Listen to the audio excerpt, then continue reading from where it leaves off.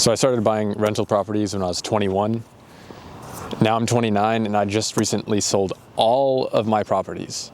I'll explain why I did that. It's not because of financial strain, it's strategy and a couple other reasons. The main reason is, well, I think the real estate market and stock market is going to crash in a big way.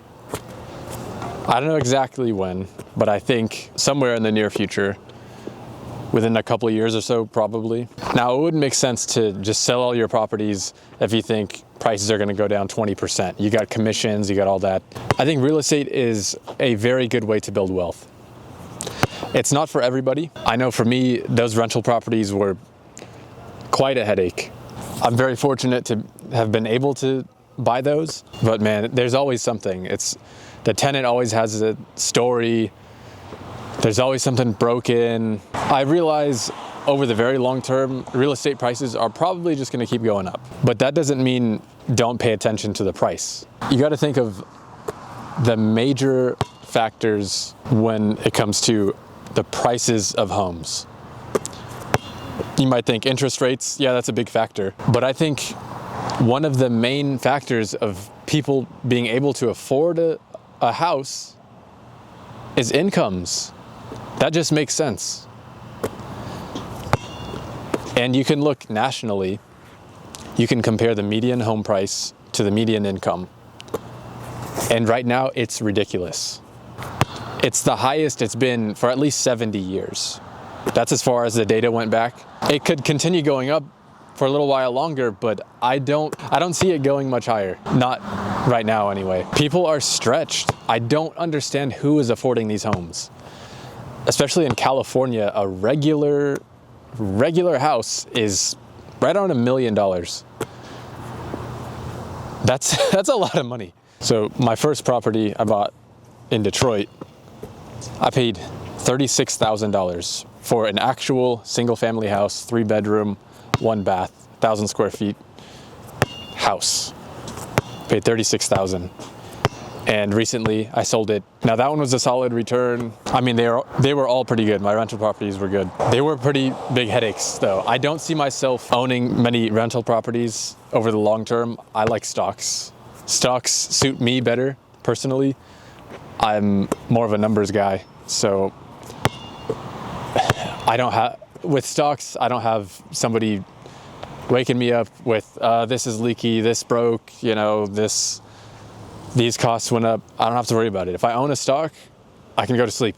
I don't have to look at it. Now, a lot of people will say it's never a bad time to buy real estate. I don't really agree with that mentality. You got to pay attention to the price. You've got to look and ask yourself if it's a good deal or not. I think we're headed for a major recession, not just a regular schmegular recession, a big one.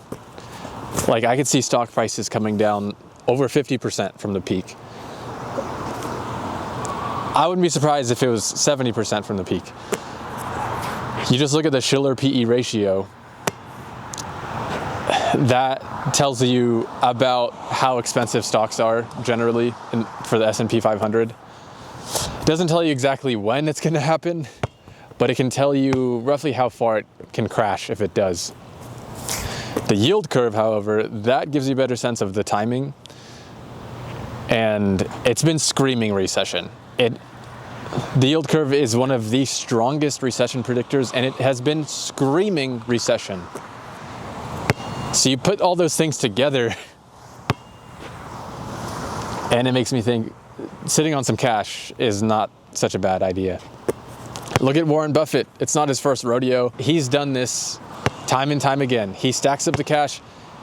Before 2008 recession, he was stacking up the cash, the treasury bills. That's what he's doing now, even more in a huge way.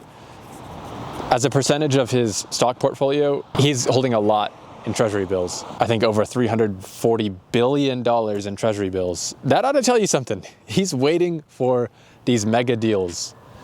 You want to buy after the crash. It's notoriously very hard to time, but just look around. You can tell things are very expensive, and it's very hard for people to afford.